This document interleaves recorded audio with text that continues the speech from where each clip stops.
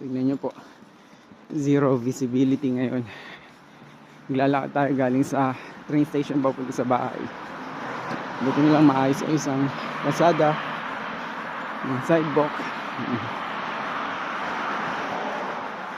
Dahil kung hindi, delikado, lalo na pag walang ilaw, dilim, zero visibility. Ito po yung kalsada natin. Ayun sa mga sasakyan. Ito naman sa park. Ganyan po ang itsura. Wala na pong makita. Baho nung ulap. Parang may chemical. Ayan po ang itsura dito. Ayan. Anong oras ba? Alas 7 yata. Gabing gabi agad.